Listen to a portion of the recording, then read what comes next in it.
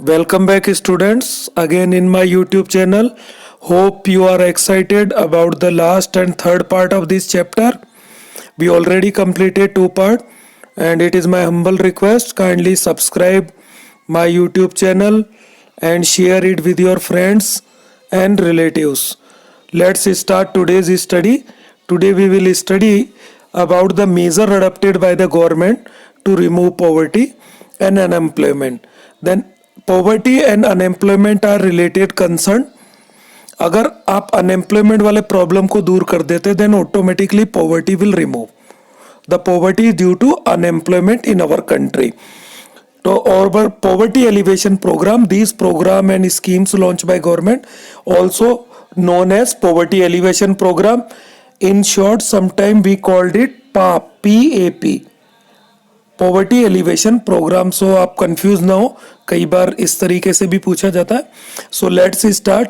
यहाँ कई सारी स्कीम्स हैं. जब आप इनको स्टडी करते हैं then there is a chance to mix them. Particular scheme किस ईयर में लॉन्च हुआ, कौन सा स्कीम किस में मर्ज हुआ, then kindly study it carefully. The first Swarna Jayanti Gram Swarozgar योजना, शॉर्ट फॉर्म इज SGSY.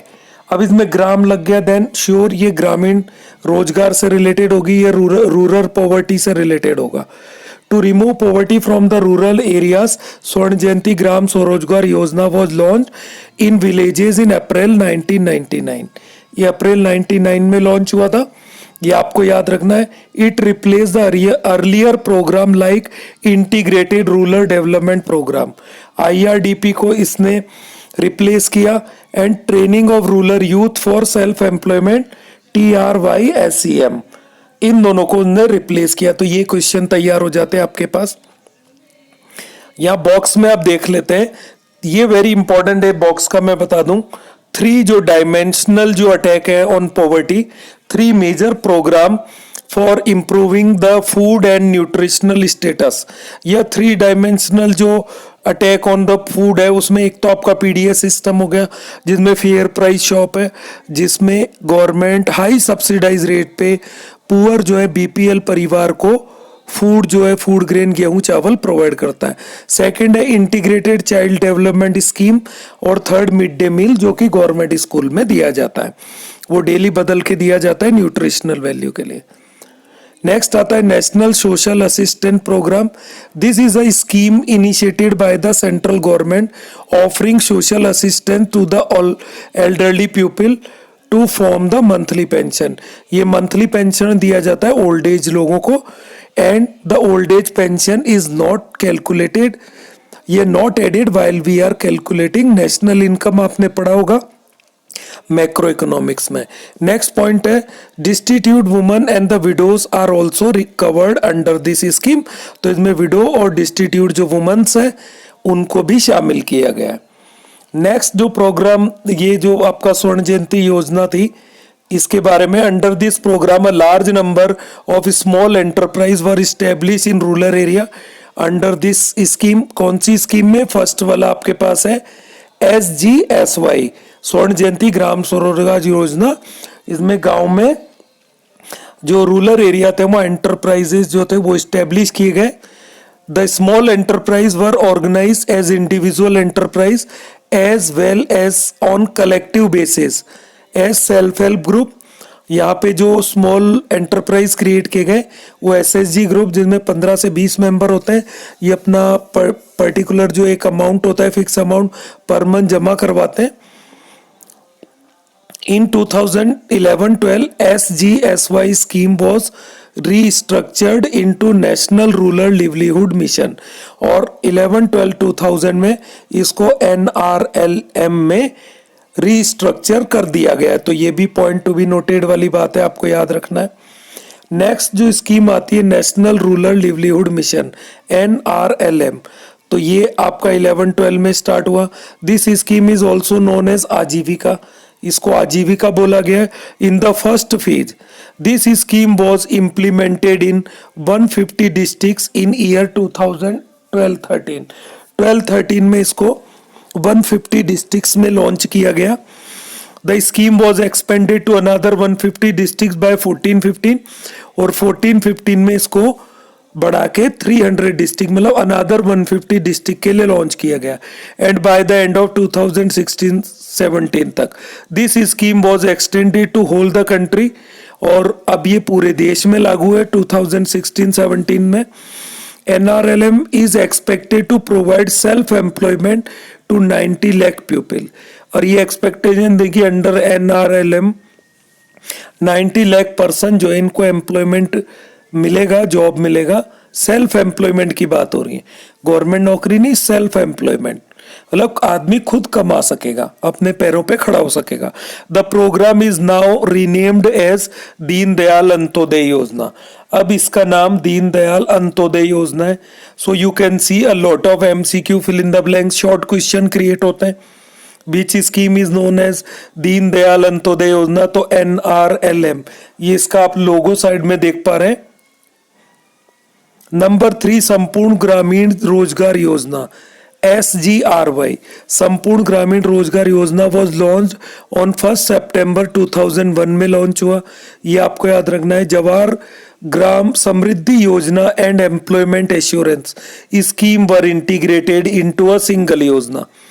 अब इस सिंगल योजना में क्या था? Jawahar Gram Samriddhi Yojana and employment assurance scheme were integrated, इसमें इसको जोड़ा गया एक सिंगल योजना में। The main objective of this yojana, इस योजना के जो मेन ऑब्जेक्टिव थे, first to provide employment opportunity to the surplus worker, जो एक्स्ट्रा वर्कर है, जो अनएम्प्लॉयमेंट कैटेगरी में आ रहे हैं, उनको एम्प्लॉयमेंट प्रोवाइड करना।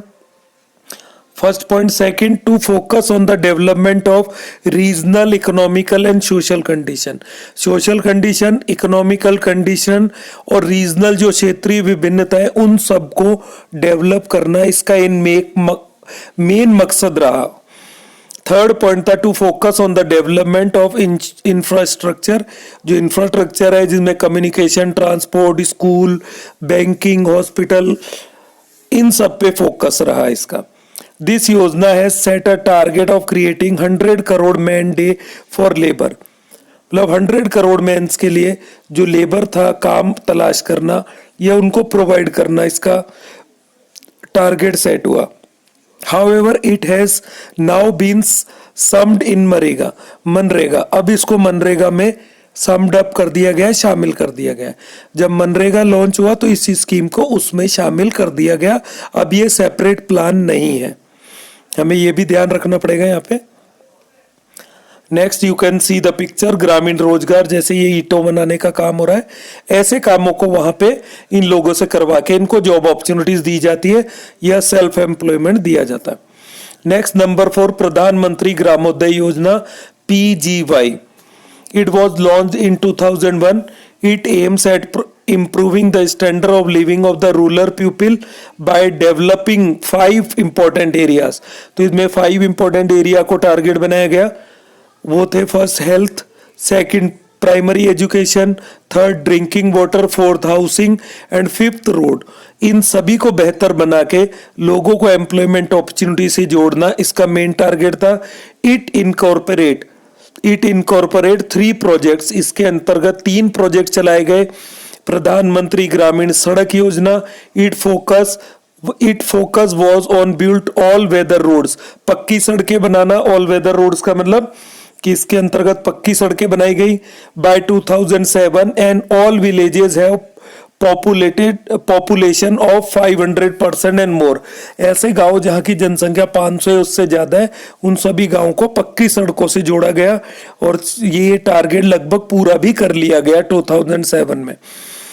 बी है प्रधानमंत्री ग्रामीण आवास योजना, आवास योजना मतलब इनमें गांव में लोगों के लिए मकान बनाए गए पक्के।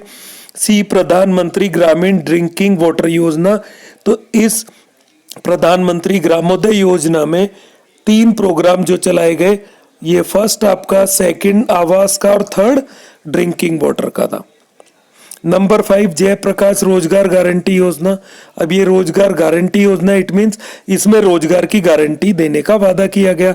The scheme seeks to provide guarantee employment in the most backward districts of the country.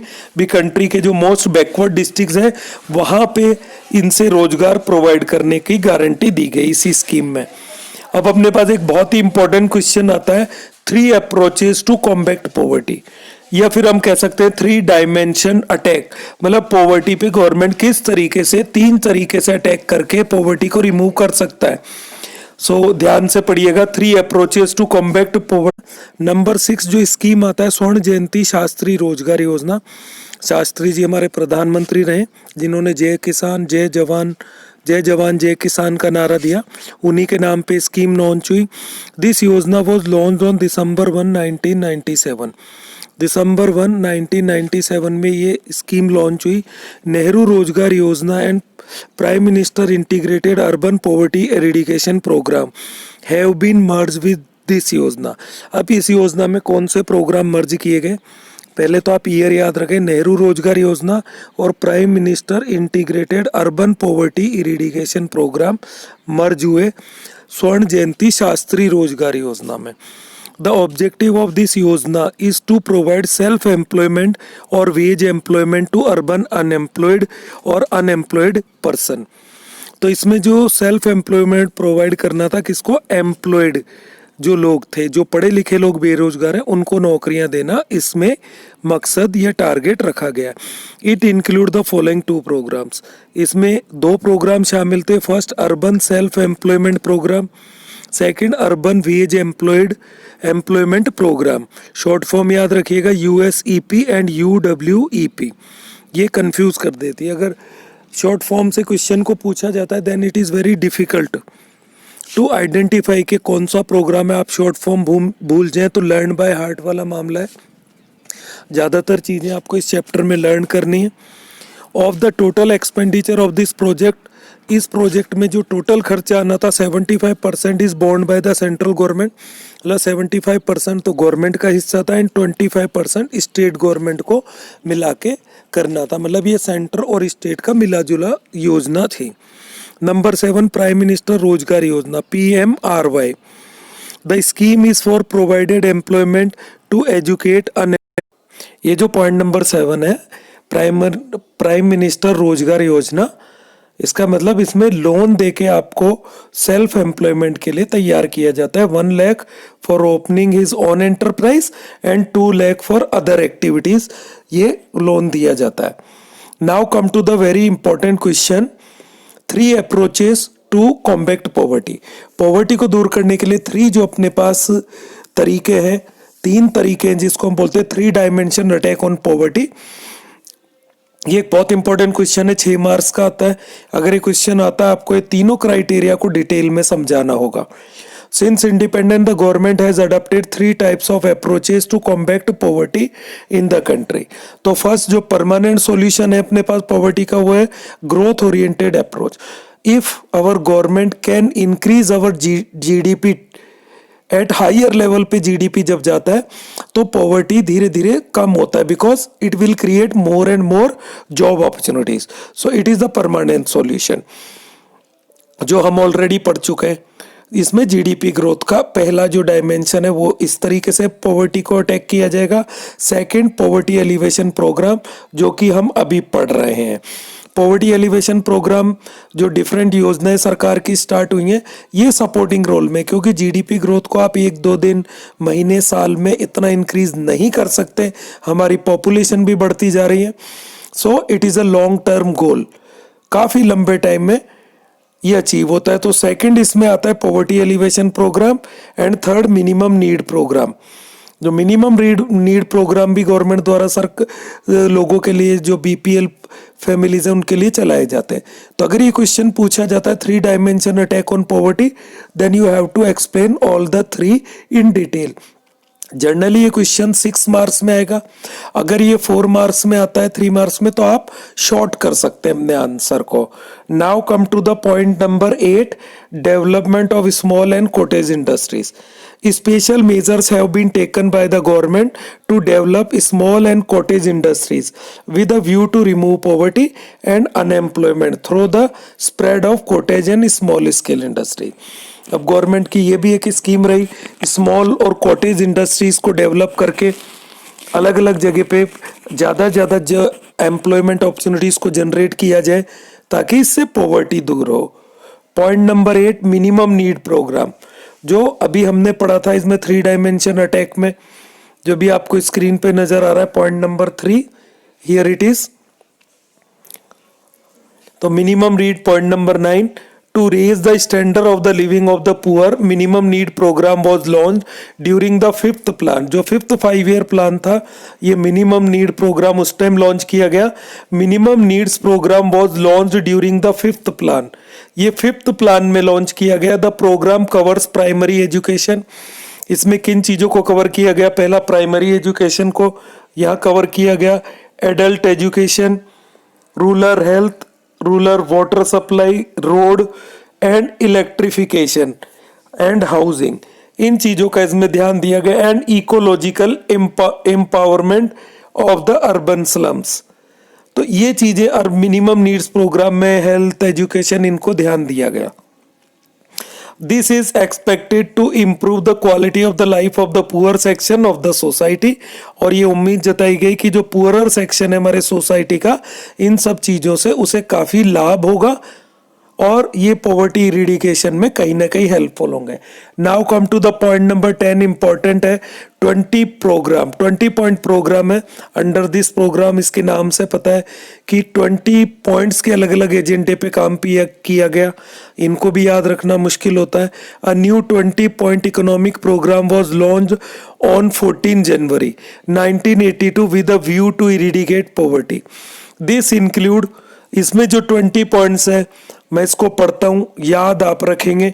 Increase in the irrigation capacity, second increase production of pulses and oil seeds, third extension of integrated rural development programme and national rural employment programme, ये third point था। Fourth, fixation of ceiling on land holdings, ये important point था कि आपके पास minimum जो है land कितना हो सकता है, ताकि सभी को जो लैंडलेस लेबरर है उनको भी लैंड उपलब्ध कराई जा सके। If you have more land then government will take this land from you and distribute, landless farmer को डिस्ट्रीब्यूट हो जाएगा। Fifth, minimum wages and agriculture worker. Six, rehabilitation of the bonded labour, bonded labour जो बंधुआ मजदूरी थी उसका अंत करके उनका रिहेबिलेशन करना। 6.7, expansion of schedule caste and schedule tribe programme, SC ST के लिए ये प्रोग्राम का भी इसमें पॉइंट था 20 पॉइंट प्रोग्राम में।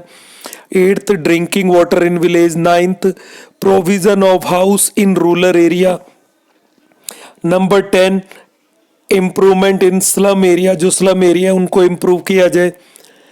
Number 11, development of power capacity, मतलब यह बिजली से है कि ज़्यादा इलेक्ट्रिसिटी का जनरेशन होगा तो गांव में जो अभी इलेक्ट्रिसिटी कट ऑफ वाली प्रॉब्लम आती है वो दूर हो जाएगी। Number 14, setup of primary health care centre.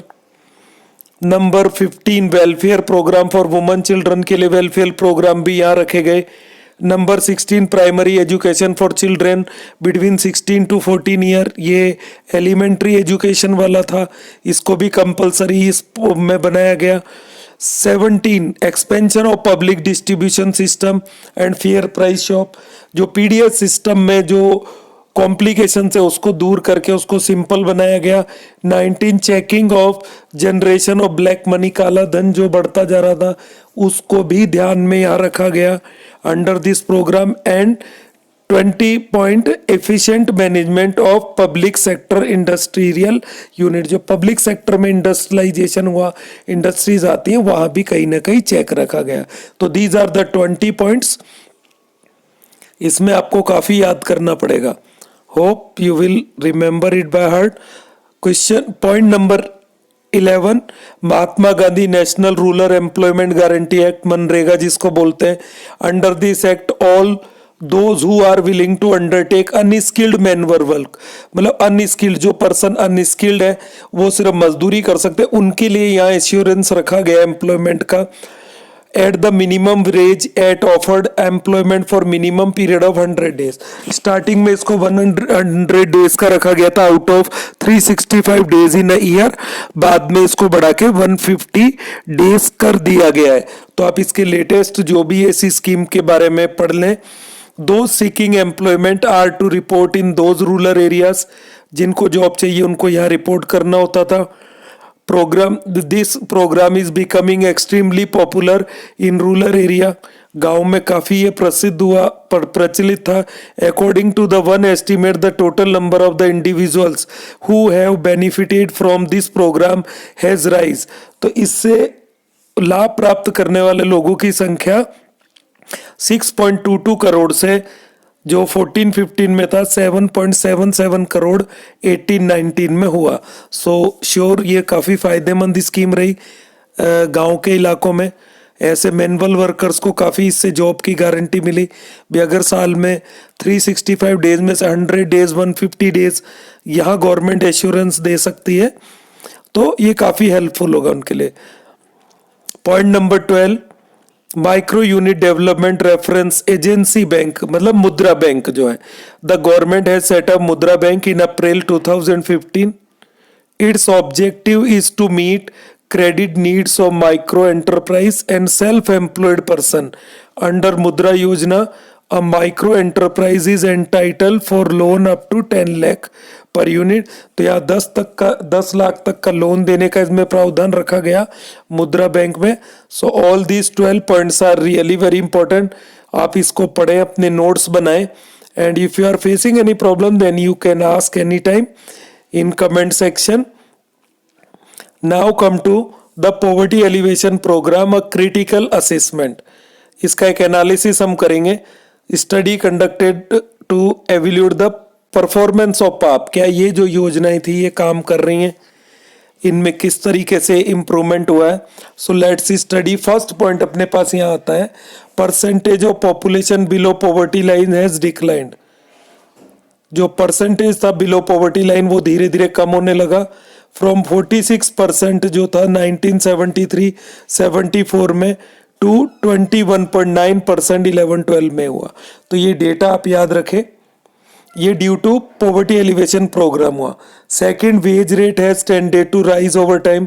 Veg rate जो मिनिमम वेज एक्ट आया उससे बढ़ने लगी, लोगों को ज्यादा पैसा मिलने लगा. Yet PAPs have failed to deliver the desired result. हालांकि इससे जो डिजायर्ड रिजल्ट है, जो एक्सपेक्टेशन थी वो पूरी नहीं हुई. Causes are as under. इसके क्या कॉजेज रहे? First point, the administration and concern staff were inefficient and could not work efficiently because of complex procedure involve. इसका प्रोसीजर काफी इन्वॉल्व रहा, अलग अलग योजनाएं आई अलग अलग टाइम पे, तो इसके लिए जो स्टाफ था वो इनएफिशिएंसी से उन्होंने वर्क किया. So desire result could not be achieved. Also there was no more to monitor to follow up action. इसकी मॉनिटरिंग सही नहीं हो पाई.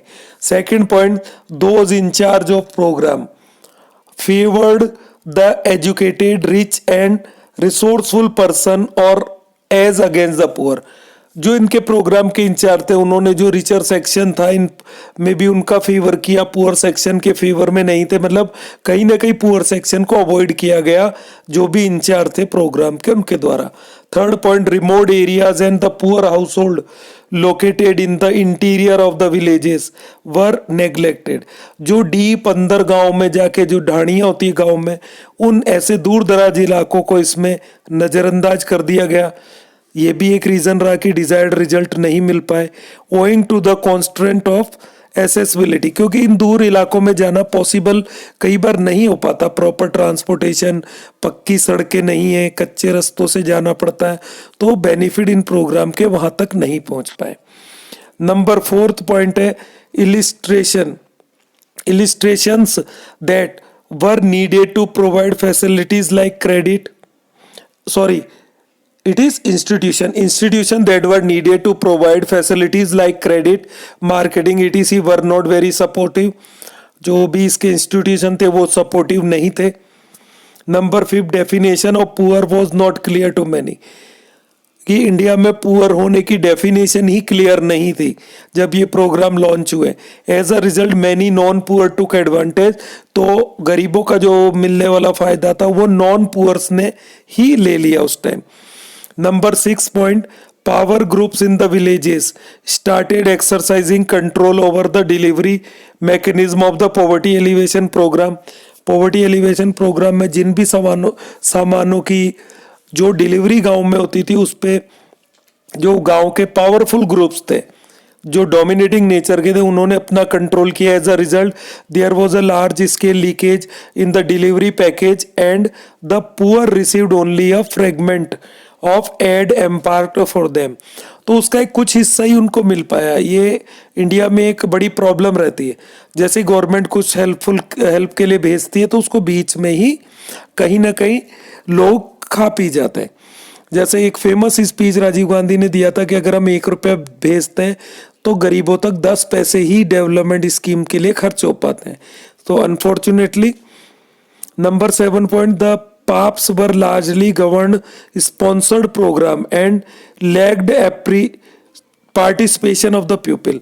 मतलब पाप जो थे स्पॉन्सर्ड प्रोग्राम थे ये सेंट्रल गवर्नमेंट स्टेट गवर्नमेंट के, तो कहीं ना कहीं यहाँ पब्लिक पार्टिसिपेशन का, लोगों के पार्टिसिपेशन की भी कमी रही। Point number 8, the strategy of PAPs was not linked with the overall development strategy. तो यहाँ ओवरऑल डेवलपमेंट की स्ट्रेटेजी नहीं बनाई गई थी, सिर्फ गरीबों को एक सहायता पहुंचाने के लिए प्रोग्राम लॉन्च हुए। तो कहीं ना कहीं यहाँ भी नेगेटिव पॉइंट कुछ शो होता है। Which is the root cause of poverty, और ये पॉवर्टी का रूट कॉज रहा कि इससे डिजायर्ड रिजल्ट हमें नहीं मिल पाए। Also it did not consider the fact that the poor would not be able to take advantage of PAPs owing to their lack of awareness and initiative. तो जो गांव में लोग होते हैं, अनपढ़ होते हैं, वो ज़्यादा एक्टिव नहीं है, अवेयर नहीं है इन स्कीम्स के बारे में, तो इस कारण भी वो इसका फायदा नहीं ले पाए। मतलब उनको पता ही नहीं चला स्कीम कब लॉन्च हुई, इसका बेनिफिट कैसे ले सकते हैं। तो these are the causes why the desired result could not be achieved. तो there is a urgent need to make PAPs more effective and meaningful. तो आज हमें इन्हें ज़्यादा मीनिंगफुल और इफेक्टिव बनाने की आवश्यकता है। तो this is the end of this chapter. थोड़ा सा और मैं बताता हूँ, इधर एक बॉक्स रह गया था। 3 major deficiencies of the PAPs. First point है owing to the poor delivery mechanism, कि जो सहायता सामग्री थी, जो स्कीम की डिलीवरी या उसका प्रोसीजर था, मैकेनिज्म था, इसमें कुछ ना कुछ कमी थी। Benefit of the PAPs have largely been appropriate by the non poor, मतलब जो नॉन पुअर थे उनको इसका फायदा मिल गया। Second, compare to the magnitude of the problem the resources allocated are quite deficient. जो रिसोर्सेज दिए गए पुअर के, जितना संख्या गरीबों की थी उससे वो कम थे, मतलब उनमें कमी भी रही। जैसे लोन थे, प्रॉपर लोन नहीं हो पाया प्रधानमंत्री रोजगार योजना में, कुछ लोगों को लोन मिला और कुछ को नहीं मिल पाया, उसका प्रोसीजर अलग था। Number 3, owing to the involvement of ill motivated officials the resources were wasted और इनएफिशिएंटली यूज। तो ये भी कहीं ना कहीं पॉइंट रहा। इन्वॉल्वमेंट ऑफ जो ऑफिशियल जो थे, स्टाफ था, वो मोटिवेट नहीं था, उन्होंने हेल्प नहीं किया, नेग्लेक्ट किया। तो दीज आर द रीजंस जो आप इसके, जब भी ये पूछा जाता है द क्रिटिकल असेसमेंट या फिर the desired result can not be achieved, तो वहाँ इन पॉइंट्स को आप शामिल करेंगे। Hope you are enjoying online study with me. Once again, it is my humble request, kindly subscribe my YouTube channel and watch each and every video. It is compulsory to watch all the part of the chapter to understand it better. तो detail आप रुक के 10-10 minute का अगर थक जाते हैं तो वीडियो को देख सकते हैं। Thanks a lot. Now we will see with the new chapter again in next video. Thanks a lot.